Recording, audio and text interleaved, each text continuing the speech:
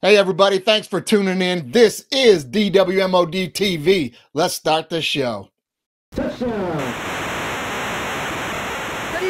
the Pistons are scrappy, but it's quickly looking like we got all our balls in that lottery bag. Down! Put!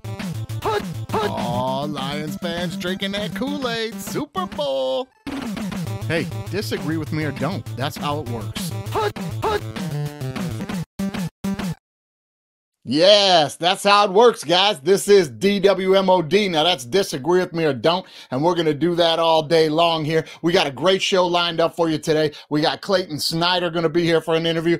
Now, if you think you don't know the name, I bet you do when you see the face. He's going to tell us a lot of cool stuff. Really interesting guy. That's going to be a lot of fun. We also have minor league baseball Hall of Fame announcer Gordon Butterfield. That's right. He'll be joining the show. He's going to take a look at some clips and give us the play-by-play on what just happened. That'll be coming up later. It's going to be a lot of fun. But as always, when we get into it, guys, here, we got to start out with some quick hits.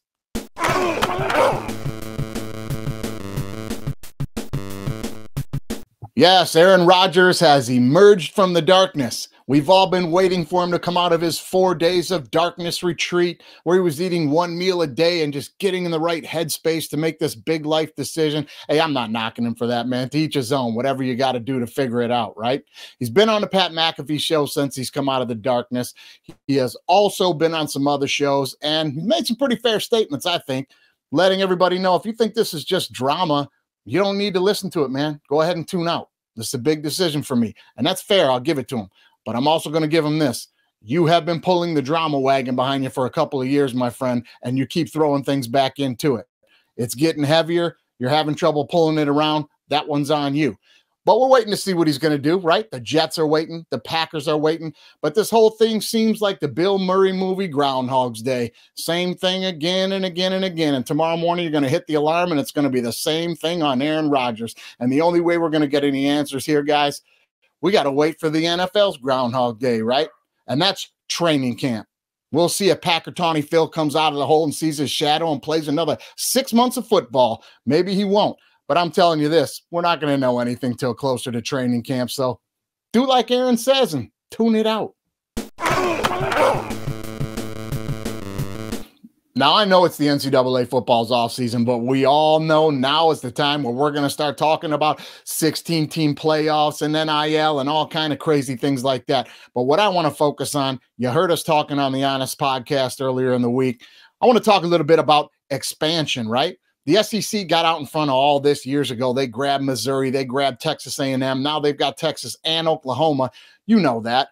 They're growing that market. They're building a super conference over there. And the B1G is jumping right in that boat. They went out and grabbed UCLA and grabbed USC faster than a fat kid will add to fries. Am I right? But that fat kid's going to do one thing after he grabs those fries. He's going to tell them, supersize it. And that's exactly what the B1G needs to be doing right now. Now, they're going after Washington and Oregon pretty hard. They've made that public. But Washington and Oregon, pretty hush-hush on the quiet here, acting as if they're not interested. How are you pretending you're not interested in joining the Big Ten? You're going to stay out there in the Pac-12 and add San Diego State and Boise State? No disrespect to those programs. They're great. It's great football. It's not B1G. It's not USC, and it ain't UCLA, right? So the Big Ten has got to be pushing right now to at least grab USC and UCLA some conference continuity, right? They got to have some geological continuity is what I'm getting at. They got to have some games out west, guys. They can't be coming all the way here all the time for games in all of the sports, right? It's more than just football involved. There's some other sports like volleyball, basketball. These teams are going to have to travel. They've got to add some teams on the West Coast, and it's important demographically if you want to be a super conference, right? Now, here is where they can put themselves ahead of the SEC if they get out and they start hunting correctly. Now, the SEC's got the South locked up, and they've grabbed that Texas market, which is huge as well. But the Big Ten also has the East Coast presence right now. They got the Midwest on lock, and now they've grabbed that West Coast presence. There's only a couple pieces left in that number 4 market in America, and that is the Dallas, Texas market, right? They definitely want to get involved in that Texas market. The Big Ten has got to go out and get who I think is their whale. You got to go get Baylor, right? I mean, adding UCLA, let's be honest, that's a basketball move. That's got nothing to do with a football rivalry between UCLA and USC. Hey, I live in LA now, and I'm telling you right now, nobody cares about that. That's a basketball move for the Big Ten. And they also want to add Baylor because Baylor is perennially a top 25 in both football and basketball. I think they want to get Baylor bad, and they need to go and get that done. And while you're at it, go grab TCU. Snatch up that Texas market. You got the West Coast, you got the East Coast, you got the Midwest, and now you got that Texas market. That's where we need to be going, guys. And the rest of the Pac-12 will just trickle on in for it. I'll bet you on that. Hey, speaking of the NCAA playoffs, we're going to hear more and more about this thing being expanded to 12 teams, to 16 teams. And I'm here to tell you, it's all irrelevant. You know, it's like after Thanksgiving when you're sitting around looking for a game to play and your uncle pulls that old game of Trivial Pursuit off the shelf and you start busting up teams, right? It doesn't matter who's on what team and how many people are playing, because by the end of the game, your dad and your uncle are answering every single question for everybody, and it's a two-man show. You know how that goes, and this is what's going to happen with the college football playoff. The SEC is going to start swallowing up teams like they already are. The Big Ten is going to start swallowing up teams like they already are. And before you know it, there's going to be two power conferences, and it's just going to be a college Super Bowl, guys. The SEC is going to hold the playoff between their East and West division, or however they want to break it up. And they're going to hold the playoff just like the AFC, right? And then the Big Ten is going to do the same thing with their East and West, and they're going to hold a playoff. Could be 8 teams, right? And they're going to have their own playoff. And at the end, you're going to have the SEC against the Big Ten and the college Super Bowl. That's what's coming down the pipeline, guys, because that's where all the money's at. All right, Bears fans, let's talk about the draft one more time. Now, I know you all saw the video where we suggested trading Justin Fields in the draft, and you all hated it. I hear you. I hear your point. You can't give up on Justin Fields just yet. Justin Fields is the future. Hey, we've already spent a lot of time and money on that investment. We don't want to walk away from it. Isn't that the same logic your cousin Teddy uses about that fake Rolex he's always wearing? I mean, we all know it's fake, but he still wears it all the time because, hey, he spent $200 on it. He ain't giving it up. Does that make any sense to you?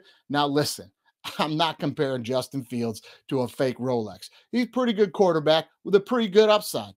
Is he any better with a bigger upside than any of these other guys in the draft this year? I don't think so. If you take C.J. Stroud at number 1, it's a lateral move at worst. And then you get to have him on a rookie deal for a lot longer than you're going to have Justin Fields. You're going to have to pay him next year. Not to mention, you're going to acquire more number 1 picks, another one this year, another one next year, probably a number 2 pick this year and next year as well if you get the right deal on him. And you've already got 8 picks in the draft this year to go with the highest cap space in the league right now to sign free agents. This is your plan to rebuild the team right now. Trade Justin Fields, draft your quarterback you like at number 1, pick up the number 5 pick, and you're probably going to get the guy you want out of Georgia anyway, right? You're probably going to get the defensive tackle Carter because he's slipping down the board right now because of what's going on with him. You might get everything you want and a bunch more picks. It can make you better right now. Take the shot if you're the Chicago Bears. Why wouldn't you? Well, you can disagree with me or don't on that, Bears fans, because that's how it works. But now we're moving into my favorite segment personally, when sometimes people just need to be told to knock it off. All right, everyone, time to do me a favor and knock it off. Hey, seems like Dan Snyder can't stay out of trouble, right? And let me break this thing down for you real quickly. Bezos wants to buy the Washington Commanders. He has for a long time. And Snyder, just last week, banned him from bidding on the team once he put it up for sale. Why? Because he claims that Bezos, the owner of the Washington Post, has been digging up dirt and running dirt stories on him. He blames him for exposing all that was going on in the front office with the cheerleaders and every other ounce of trouble that he's caused. He blames it all on Bezos and the Washington Post for exposing it all. Well, he's banned him from bidding on the team. And now this week, we see Snyder is in a lot more trouble, as there's been some leaked documents that show he's taken out illegal loans against his own team to the tune of like $55 million. Listen, there's a lot more numbers in there to get into, but this guy could be in some real trouble. Looks like he's been cooking the books, and it looks like he's got 2 sets of books. Dan, let me tell you what your wife has been telling you for the last year and a half. Daniel, You are not the richest man in this fight. Bezos has 3 times the money you do. You are going to lose. He's going to bury you. Let it go and sell the team. All right, everyone. Time to do me a favor and knock it off.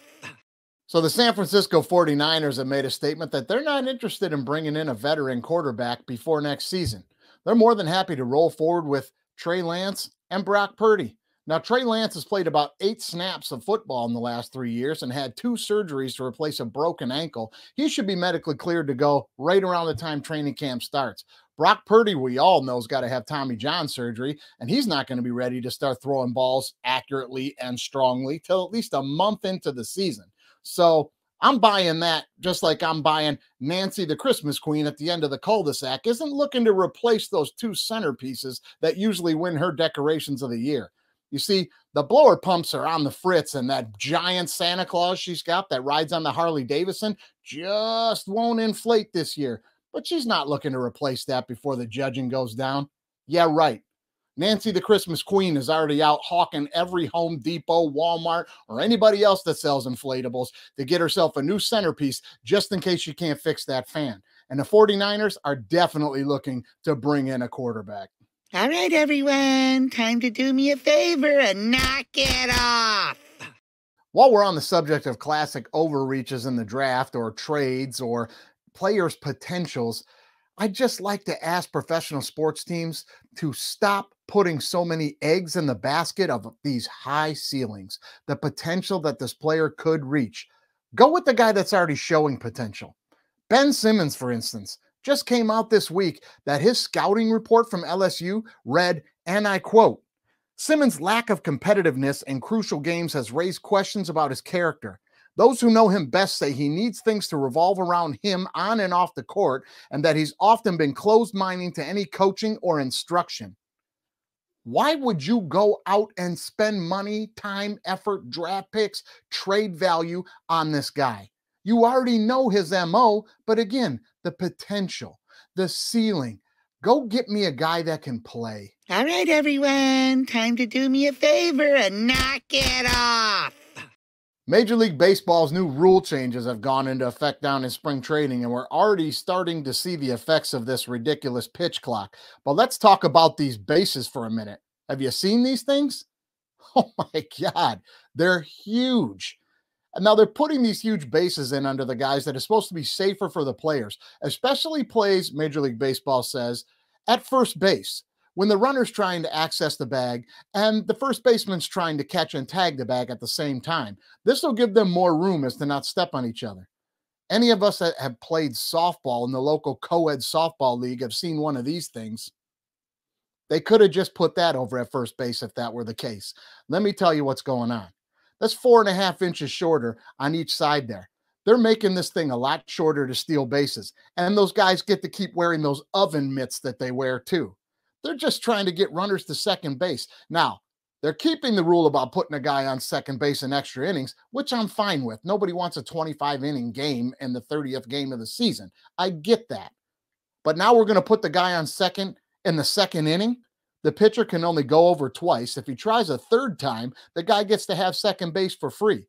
Now, couple that with less double plays as they move the shift, they make the bases bigger, and these guys are wearing these oven mitts to slide into second base. This has everything to do about trying to create action because they lost it all when analytics said take a walk or get a home run.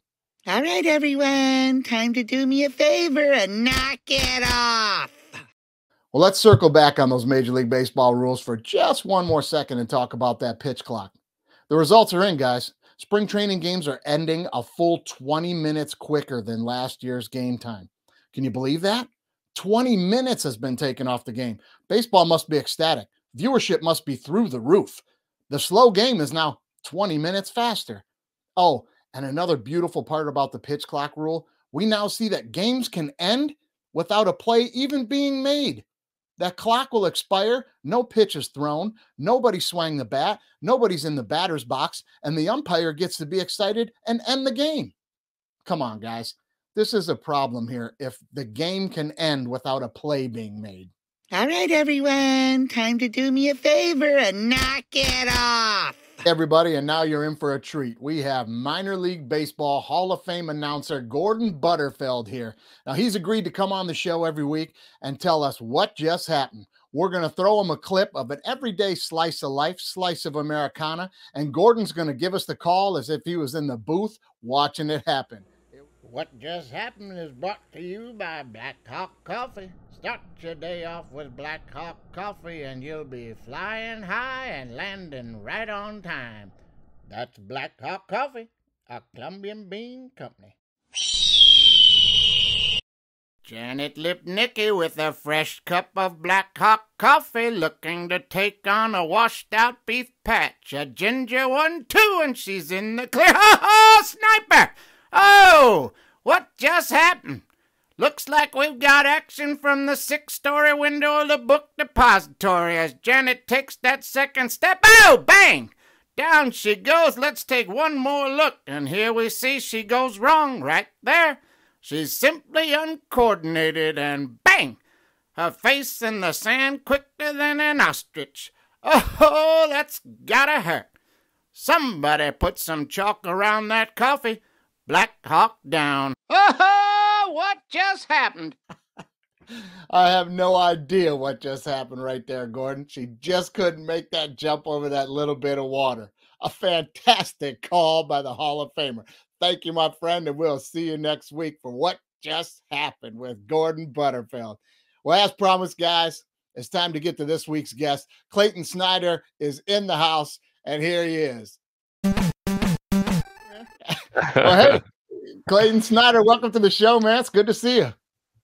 I agree. It's great to see you too. Looking well as always. Oh, shucks. You too, man. Good to see you. Well, listen, I was telling people at the beginning of the show who was coming on today, and I told them, you might not recognize the name, but when you see the face, you're going to know him. And bam, there it is. So now all you ladies and gentlemen, you definitely won't recognize this name, but you might recognize his face, maybe. Yeah, if you look back 10 years. So as soon as you popped on, I'm sure they're all realizing who it is. So anyway, you know, your early acting fame, Lizzie McGuire, right? Ethan Kraft on the show. That's right. Oh man, good memories. Oh man, so much pasta. It was great. Golden years. Well, oh yeah. I gotta ask you, how you even got into that at a young age?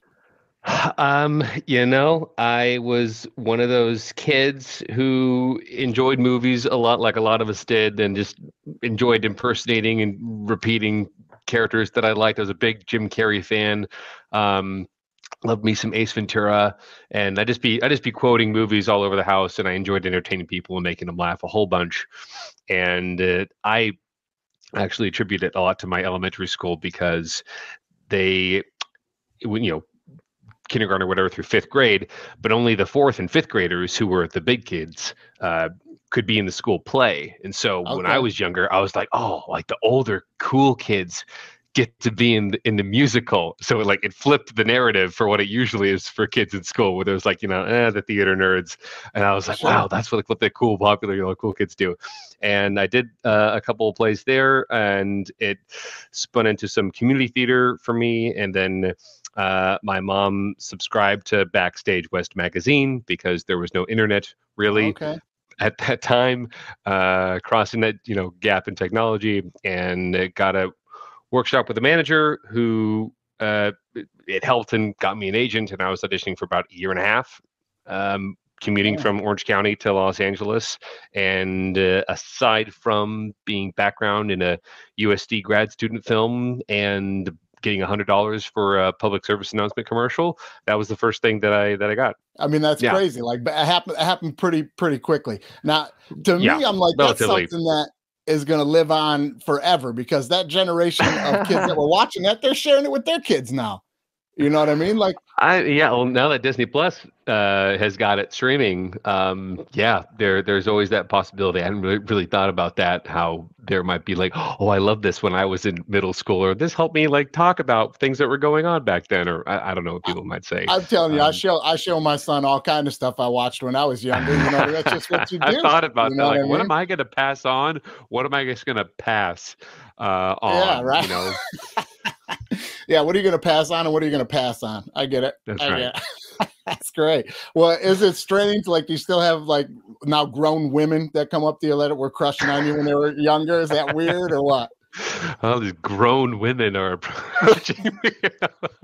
Yeah, I'm sure they don't approach you, man. No, I mean, the rate of approaching from others, men or women, old or young, has definitely declined over the years. But there's definitely moments here and there. I work in residential real estate now, and now and again I'll be talking with a client, and like we'll be, working with them and showing them homes, and it'll be like the third or fourth time, and they're gonna be like, okay, I gotta ask, I'm so sorry, are you the guy? I'm like, yes, I am. They're like, oh my gosh, I knew it. And it'd be like a married couple. They'd be like, I told you it was him. Right. Yeah. It's just gotta be, it's never gonna end, but it probably never gets old. Man, is there any truth to the fact that you took Hillary Duff to one of your dances? Is that true? Yeah, I don't know I think it was my mom's idea of like, oh, like that'd be fun, get her out and like, just like have a fun time. I think her and some of my buddies like all just went over as a group, and I felt so bad because, poor her, she's just having a good time or trying to have a good time. Yeah. And naturally you can imagine what it's like going to like this random middle school, a dance at some auditorium, and just the whole place is just one circle around her. She just kind of two-stepping, trying to live her life, and every once in a while there'll be like the bad boy that'll kind of jump in there and try to do something, and be like, oh man, I don't think this is the right place. You wonder why you don't see a lot of people in public spaces. Like, this is why. Yeah, I get it. I get that for sure. Like, going into your freshman year, you guys are heading off to film the big Lizzie McGuire movie. Now you're all over the world filming that thing, Paris, Canada, and all that stuff. Well, I mean, almost, yeah. You're in Japan. You're in Sydney. I mean, what a great experience for a kid, for sure. But that brings me to my next question, because here's something a lot of people don't know about you, was that you're also a professional athlete, man. Like, well, was formerly, indeed. Yeah, I mean, you were a big time water polo player, man. A lot of people may not know that, but it's completely fascinating, because your freshman year, after you had to miss playing that year because you were filming the movie, right? Yeah, that was actually a really hot moment of my life, because no one had any idea that the show was going to blow up like it did. Okay.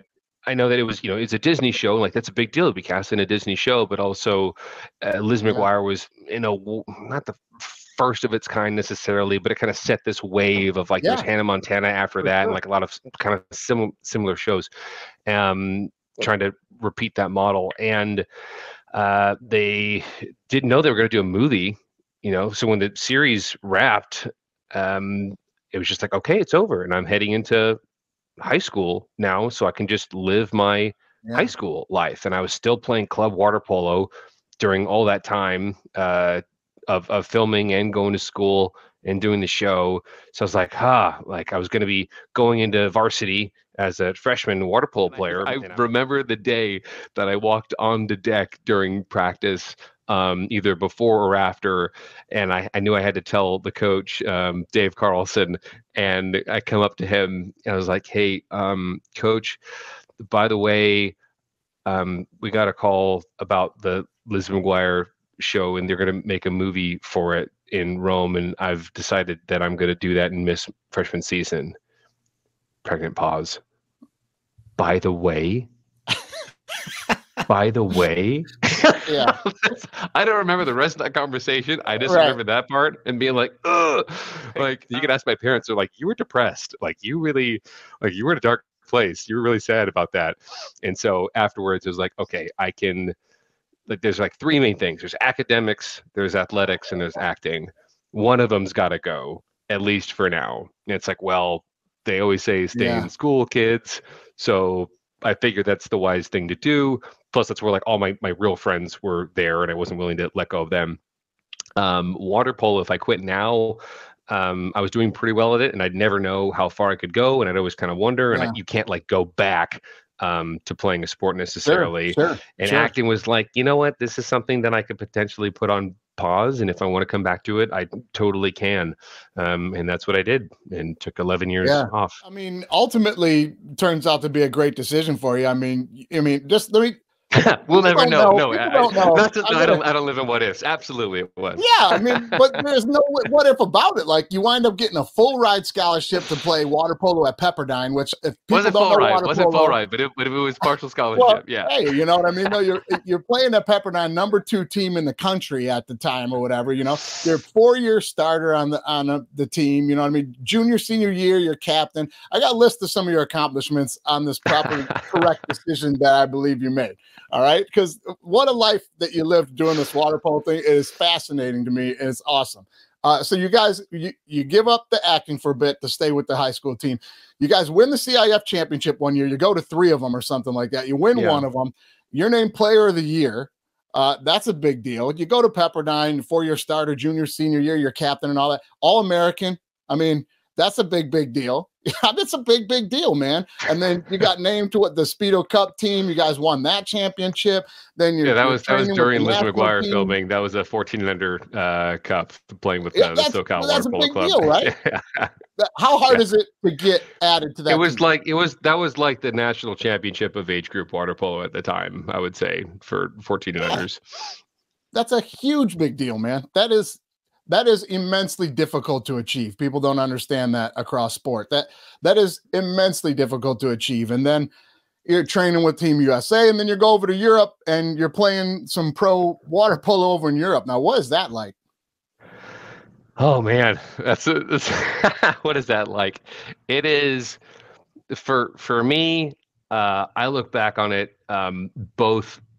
I look at it with a lot of different colors and lights, because it was such a rare opportunity to be able to do that, to be able to live in a couple different countries and meet new people and play at that higher level, and to, you know, you're not making a living necessarily. Well, I guess you're making like a living, like you're flat covered. They might give you like a monthly stipend depending on the club and what they can do for you. I hope today it's a little bit steadier across the board in terms of people getting what stipends are agreed to. But also, you know, I'm the only American out there, and not everyone always speaks English all the time. And it's a sport that you go over there kind of into the late fall through the winter. Like not the best weather all the time. And my style of play that I was used to in college actually didn't translate very well over to the European style, especially in my first year in Italy. I was used to being very, you know, like muscle, work hard, and like the more I can outwork my guy, the better I'll do.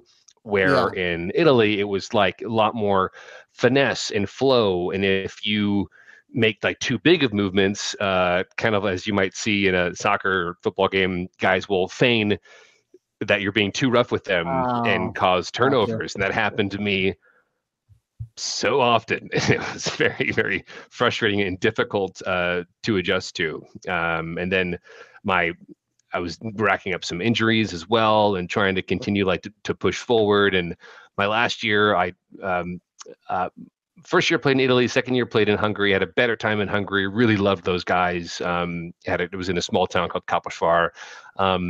Probably if I wanted to, I could have stayed there for a couple more years now to like continue to develop and have a great time over there. But I felt I was doing this because I wanted to shoot my best shot at making the 2016 Olympics. And I felt like in order to progress where I needed to, I had to play at the highest level I possibly could with the best coach I could possibly get connected with. And so I went on this crazy trip at the end of my season in Hungary, crossing the Hungarian-Serbian border. And there was like a passport patrol duty thing there where like, hey, if you cross over the border, you're not going to be able to come back into the EU. It's this whole thing. Like, am I going to shoot my shot if I try to fly back into Italy, or they're going to send me back to Serbia and I'm going to be like stuck over here? Like, what does that look like? And I'm just going for it. Visited a whole bunch of different clubs, thanks to a dear friend of mine. Shout out to Lazar. And got connected with this young team in Montenegro and Herceg-Novi, under Vladimir Gojkovic, one of the best Montenegrin players. He had just retired. He's now the Montenegrin national team head coach. And I was kind of this I asked for a month's extension to my preseason training because I was going to be best man at my brother's wedding, and I was just training by myself at home, and I couldn't get out of my head how big I remember those guys being there. They're in the Adriatic League, which at the time was the biggest, meanest league in the world, playing against 6'7" Olympic medal Croatians and Hungarians. Big time athletes, man. They're big boys. Yeah. All the guys that would play basketball and football in the US, they play water polo. Yeah. So for everybody out there listening right now, like, just go in your backyard pool and try to tread water for a minute and a half. Now jump in the pool with those guys and crawl all over each other, pulling you around, banging around. I mean, come on, that's that's a lot of work, man. So I was trying to get bigger and bulkier, but like I lost some of my water touch, and then I get food poisoning my first weekend there, out for 2 weeks, finally got better. First scrimmage back against a Russian club team, pulled both my hamstrings, and it's just like wasn't going well for me. There was a new national team, US team head coach, rotating in, who like wiped the slate clean of everyone of my generation. It was like starting afresh new from big kids that looked promising. So it was like, I'm not having fun, and things aren't looking good in this direction. So I'm going to hang my cap, as it will, and come back to the States. Well, listen, I know you're still doing, you got your foot in a lot of pools, man. And I know you're still doing a lot of the acting and producing, writing, all that stuff is still going on, and you're crushing it with the real estate stuff as well. But I wanted to talk to you a little bit about a passion project of yours, because I also find this fascinating. And that share with us the story as quickly or as long-winded as you want to be about your grandfather. Yeah, so my grandfather, my dad's dad, his name was Howard Snyder, and he was of the greatest generation. He fought in World War II in the European theater. He was a B-17 Flying Fortress pilot. It's a 10-man bomber plane. You'll notice it by its 4 engines and gun turrets all over it. And they flew in massive formations, doing bombing missions in daylight over Nazi-occupied Germany and other countries during the war. And on his 4th mission, 1944, he was actually shot down. 2 members in the plane died immediately. Well, I'll back up just a little bit. After a bombing run over Frankfurt, their bomb bay doors were busted open due to some flak damage, and their drag from the doors kept them behind the formation. They were singled out by 2 Focke-Wulf fighters, and they all 3 planes shot each other down in one instance. Crazy. All 3 planes go down, and my grandfather managed to parachute out last, and he landed in some trees, was found first by some Belgian farmers, and he was kept in hiding by Belgian freedom fighters for about 7 months while he was missing in action with a wife who was pregnant and also had another daughter back home in the States who had no idea what had happened to him. And he eventually got connected. He kept trying to escape to Spain, but every time that it would be the night that they would try to send him out, somebody would say, nope, something's wrong with the lines of communication. Something's not right. We're not going to go. And he kept getting fed up with failed attempts to escape, that it's like, look, I'm not just going to hide. I'm going to fight. And so he got connected with a French underground resistance group that gave him some dynamite, a machine gun, and a handgun, and they would go sabotage German tank convoys. And I think we have a belt from a German officer that he stole from him after disabling his tank. So it's a wild story. Then D-Day happened. Storming of the beach in Normandy. Patton's Third Army comes through France, and he was found in the village of Trélon and returned back home. And they had a 3rd kid, and that was my dad. So he was in the 306th Bomb Group of the 8th Air Force. And my dad, after he retired, got very interested in his father's story, and he came across a bunch of letters that his mom and dad wrote back and forth to each other, detailing about like what it was like on the base, life in Thurlow, England, what training was like, and all these names were mentioned, and they were all his crew members, and so that got my dad interested in the stories of the crew members, and he found family members to them, and then he also, was hearing about these characters of people that helped him out in Belgium. And there's so much more to this story, but he ended up spending 5 years of research and wrote a book called Shot Down, the true story of pilot Howard Snyder and the B-17 Susan Ruth. And it's won a ton of awards. It's an amazing, amazing piece of history. If you guys are at all into war books and stories, it's done with as little subjective opinion as possible. It's just like, this is what happened. Here are the letters. Here are the facts. And it goes off to like, steps a little bit left and right to give context to different bits of history or comparisons, and it's a really amazing piece. So we actually made a 15-minute short documentary about that whole thing, and I went back to mention about the two Focke-Wulf fighters because one of them crashed and burned with the pilot inside, and we actually know where the engine of that plane is today. And the other Focke-Wulf fighter parachuted out, and he survived the war, got himself into West Germany during all that mess. He worked as a translator, and I actually got to meet him, and I had a beer with the man who shot down my grandfather's plane in World War II. Oh my God, dude. This is so crazy a story. All the way up until the end, you're having a beer with the dude. I mean, it's amazing. The book is amazing. I have no idea why this thing has not been turned into a movie or a mini series for HBO or something yet. I mean, the story is amazing. Yeah, it's something. We'll talk to Tom Hanks. He's producing I think it's a mini series about the bloody 100th bomb group of the 8th Air Force, which is another B-17 group. So they might have taken the wind out of our wings, if you will, for the B-17 content. But I think that our story is pretty unique and pretty powerful and pretty amazing for dozens of reasons. So we're always working on ideas and how to pitch that forward. But currently, both my dad and I are working in our 306th Bomb Group Historical Association on the board of directors and as officers for that. That's awesome, man. That's awesome. Yeah. I know that takes up a lot of your time and effort, but it's got to be so enjoyable. And that the story is amazing, guys. The book is amazing. Go get that thing. You can get it on Amazon, right? You can get it anywhere, right? I mean, if you just you can just Google "Shot Down" book, and that's it. Yeah, it comes up, and I'm telling you, it's fantastic. That thing is good.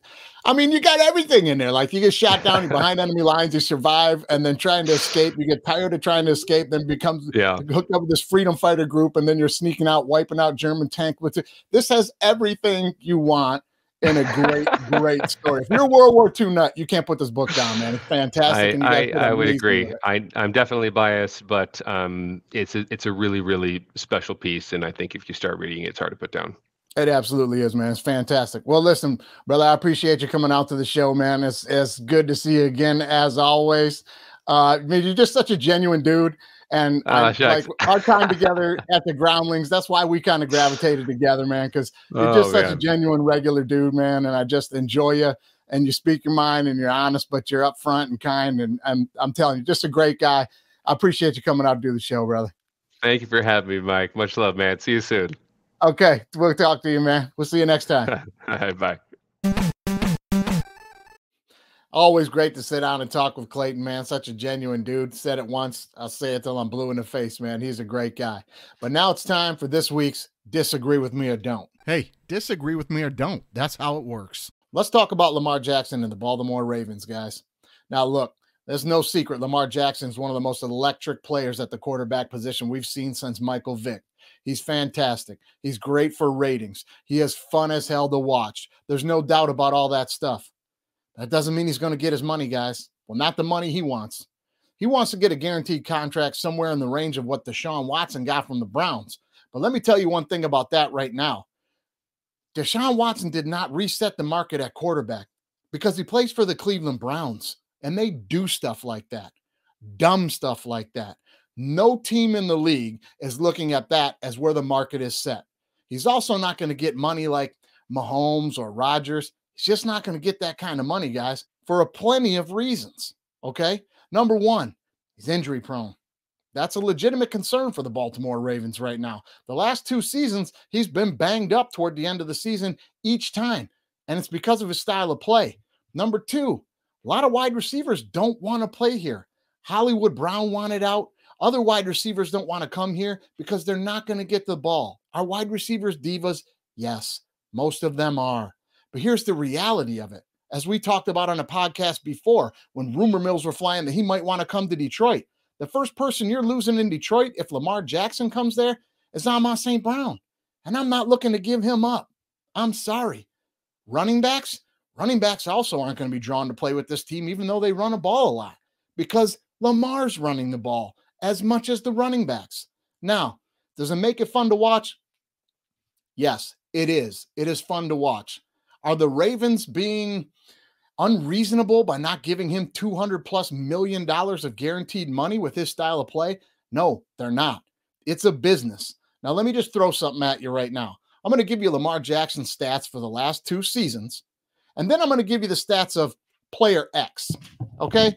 Now, Lamar Jackson in 2021 threw for 2,882 yards, 16 touchdowns to 13 interceptions. He ran for 676 yards and had 2 rushing touchdowns, okay? In 22, he threw for 2,242 yards, 17 touchdowns to 7 interceptions. He ran for 764 yards and 3 touchdowns, okay? Now, let me give you player X. Player X, who's in a contract year himself, just this last season threw for 3,205 yards. Touchdowns to interceptions were 15-5. He ran for 708 yards and ran for 7 touchdowns. Do we think this guy should be getting a giant guaranteed money contract? This guy throws the ball better than Lamar. This guy's running at the same clip Lamar's running right now as Lamar's banged up. Should this guy get a giant contract?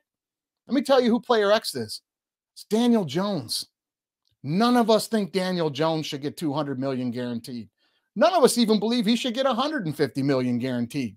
Now, is Lamar more exciting than Daniel Jones? Yes, but I just hope that that puts some things into perspective for you. He's not going to get the money that he's looking for from the Ravens, okay? They're going to franchise tag him. That's the way the business works. He's going to get franchise tagged and probably get franchise tagged again next year, a la Kirk Cousins. He's going to have to wait around to get that giant payday and show that he can stay healthy. Good luck to him. I hope he does stay healthy. He's good for football. He's fun to watch, but he's just not the kind of guy a front office can put $250 million guaranteed on. So disagree with me or don't on that, because that's how it works. Well, hey, guys, thanks for tuning in. Thanks for sticking around. And once again, head on over, check out the podcast, DWMOD Pod, wherever you're getting your podcasts at. Tune in to see us again next week. We'll see you next time. Hey, disagree with me or don't. That's how it works. Ready?